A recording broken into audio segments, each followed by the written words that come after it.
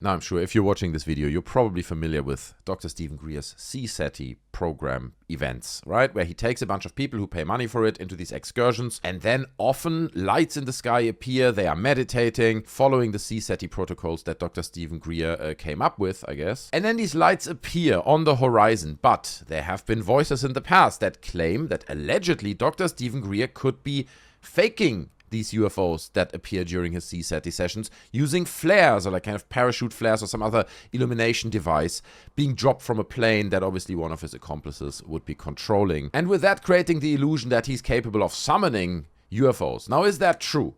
Is it true that Dr. Stephen Greer faked UFOs using flares? I don't know. But I can present you guys a whole bunch of indicators and then you can make up your own mind, because there is a video from a Cseti excursion, I think in 2015. We will look at that later, but first I want to talk about an article on the Washington Examiner. I'll link the article down in the description. It's a very interesting read, but I want to fly through some of it with you guys together. The article talks about that specific Cseti excursion that is also seen in the video, okay? And they say that date saw Greer leading an expedition at Vero Beach on Florida's East Coast. Greer's website says that this week-long expedition comes in with a tuition fee of $2,500 to $3,500 depending on facility costs. Now, if you go to this website, or you click the link where they're linking it here, it links to SeriousDisclosure.com.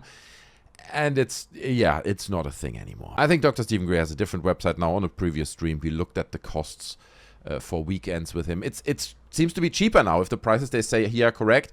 I remember we were looking at like the basic package costing just under $1,000 now. But don't nail me down on this. It's just something I saw a few weeks ago on Dr. Stephen Greer's website. Now, this website explains that all of the ambassadors to the universe trainings are similar. All participants are expected to complete and return liability release, confidentiality agreement, and ambassador agreement, which will be sent after they had paid and registered. So back in early 2015, January 27th, when Greer's expedition claimed to have summoned 2 UFOs.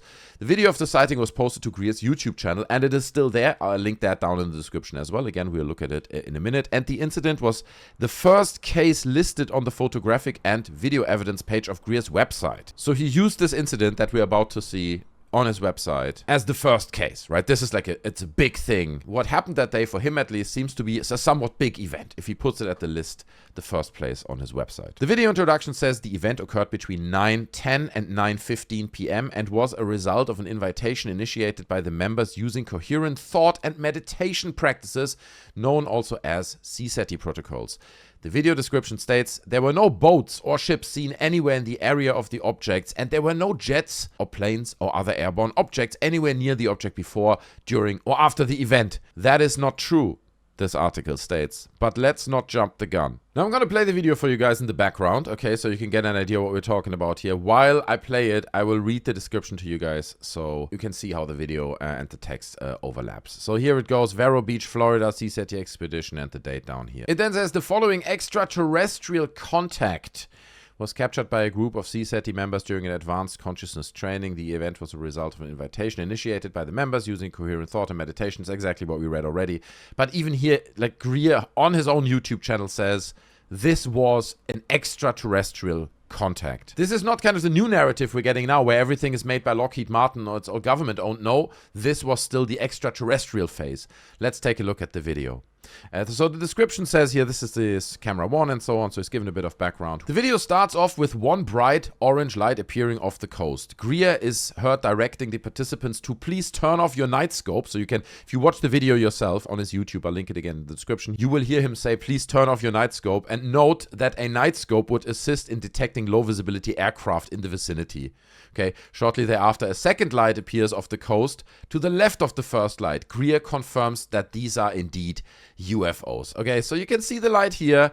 Note, and I want you to note something. The light appears in the very beginning of the video. Hold on, I just want to get to a shot here. Note how close the light is to the clouds. Okay, just this distance here, light to the clouds. Let's keep watching and keep an eye on that. Now the second light appears that I already mentioned earlier, and obviously all the people there are like, oh my god, people are losing their mind, right? And to an extent I can understand that, because here you are, obviously they all paid good money for this. There's a little bit of this confirmation bias going on. We're all in this together. We all believe in UFOs and aliens.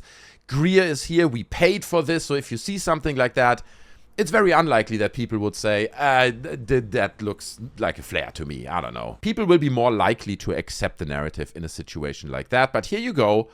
These two objects appear. All the people saw it. They claim there's no smoke. But let's keep reading.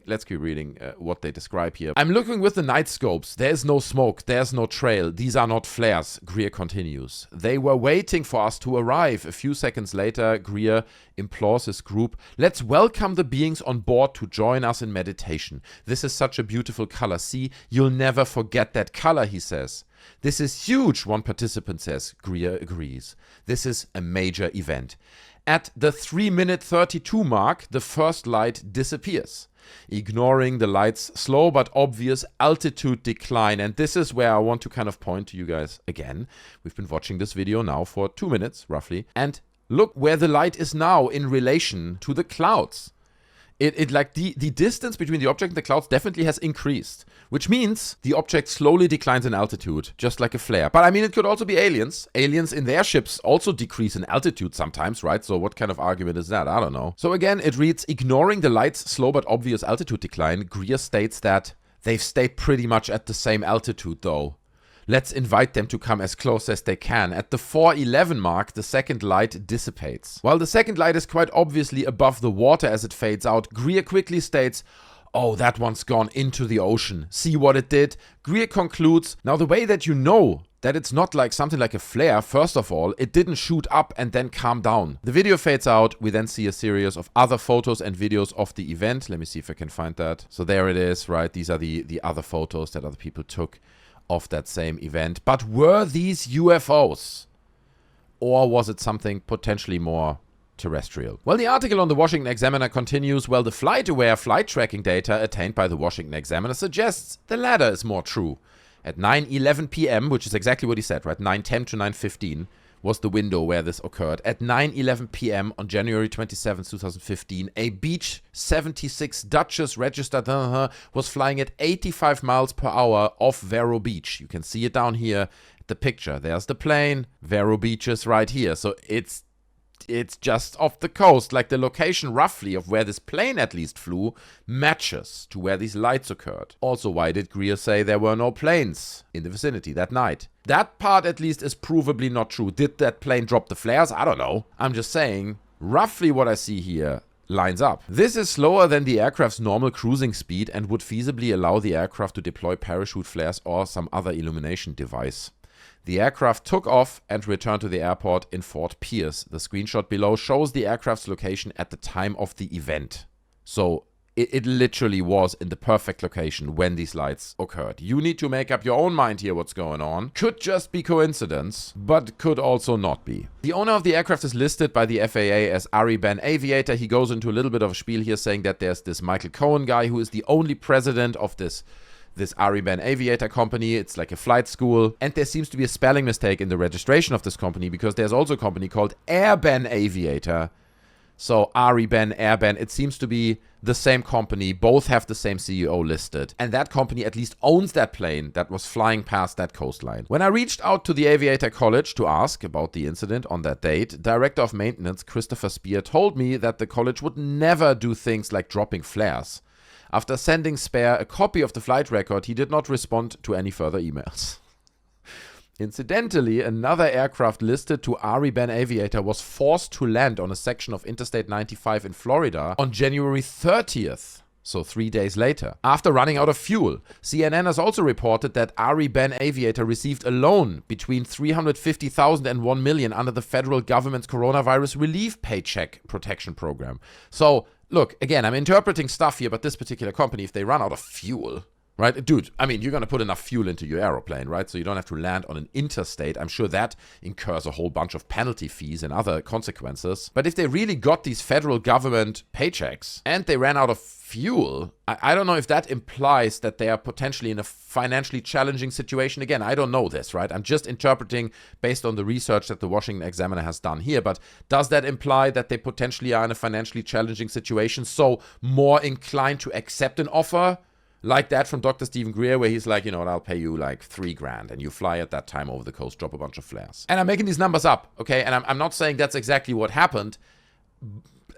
Look, man, you got to make up your own mind. okay? This is the information I'm presenting you. This is what the Washington Examiner states. Make of it what you will. The article concludes and says the top line, however, is that the flight was in the place and the time that the witnesses saw the lights. I thus offer a pretty confident assessment that what was seen off Vero Beach that night were not UFOs or aliens, right? Using it synonymously again is weird. But in fact, flares of some kind.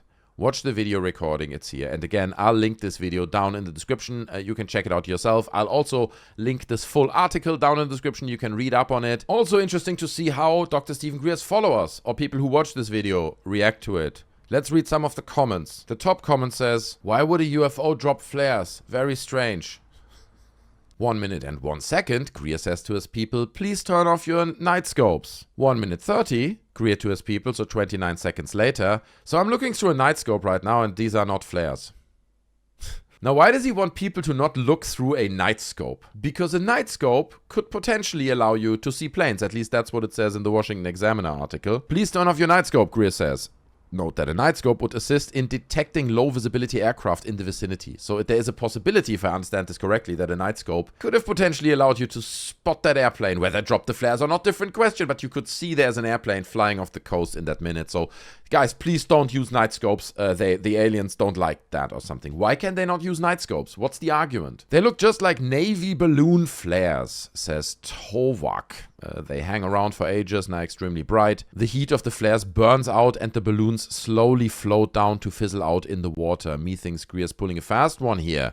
That's Tovak's opinion, okay? These are people commenting on his YouTube channel. And I have to say, respect for not turning off the comments, okay? If so many people question what you have done, you didn't turn off the comments, they're still there, so I appreciate that. "I'm a firm alien believer," says Car Chris MC, "but following my engineering background, etc., those are flares. And very easy to see they ignite in the air and slowly drop down before the fire ends. Dr. Greer, I had firm belief in you, so we've lost a believer here. I don't know what these lights were off Vero Beach at the time. I'm pretty sure that they were not alien or extraterrestrial in nature, and I have to say that like some of the evidence we're seeing here with the plane flying by at a low speed,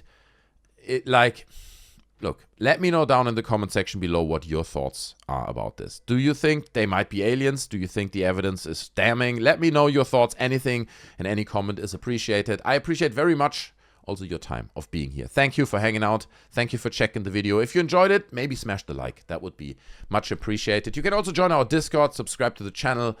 The link to the Discord is down in the description. I'd hope to meet you over there. I'm hanging out there. Many other people are as well. So it's a fun community. Again, thanks for your time. Take care of yourselves. And I'll see you in the next one. I'm out. Bye.